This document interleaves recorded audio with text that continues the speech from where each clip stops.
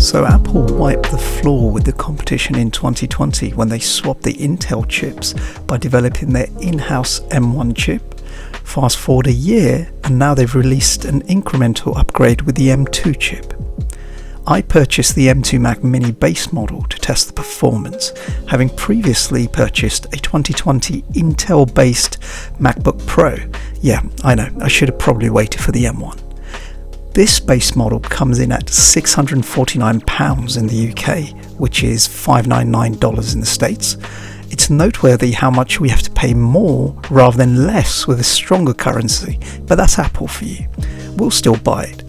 It's £539 with an educational discount if it applies to you, which is $499 in the States, which at these price points represents an immense value for the amount of computing you get.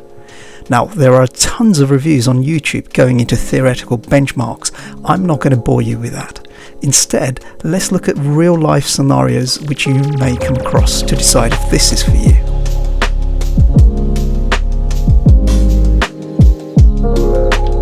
Okay, so what type of consumer should purchase this base model? Well, it's for people who want to get the Mac experience, but without the hefty price of another form factor like the iMac or the MacBook Air or the MacBook Pro. So as long as you have a monitor, a mouse and a keyboard, you're good to go. Although if you don't forget to factor in these costs.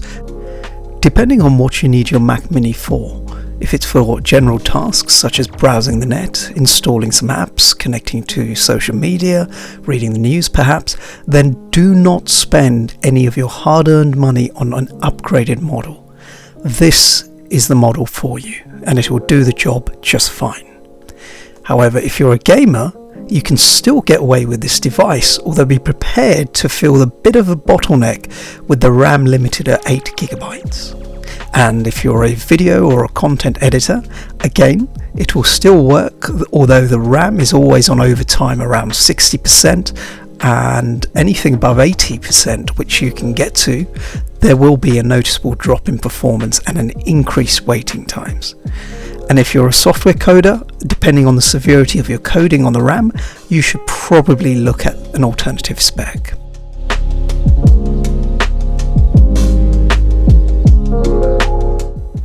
The main considerations for you should be threefold in terms of performance. Number one, the CPU. Number two, the disk base. And number three, the memory.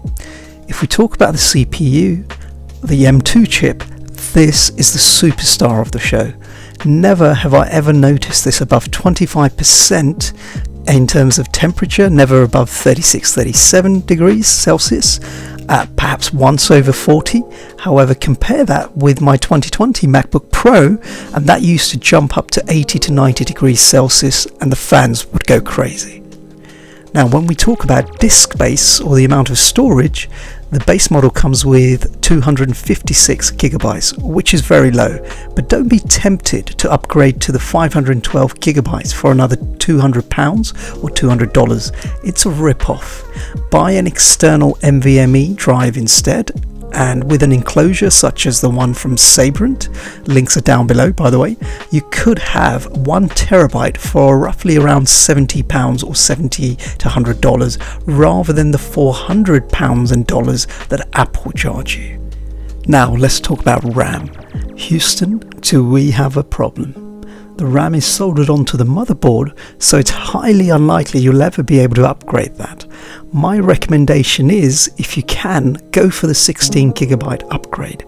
It will help ease the bottlenecks that we sometimes experience with the base model.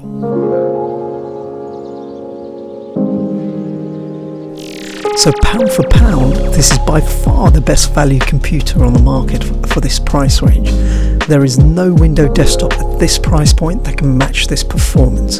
In fact, many PCs twice the price are not as powerful. And if you plan on video editing or tasks that require multiple processors open at the same time, you should consider upgrading to the 16GB RAM, or even better, go for the M2 Pro Mac Mini, which will last you for years. So this has been a review of the M2 Mac Mini. So should you avoid it, consider it, shortlist it, or buy it? I reckon you should go ahead and buy it. There isn't a better computer out on the market at this point. So thank you for watching. Leave me some comments below, as this is my first video. Let me know what you think.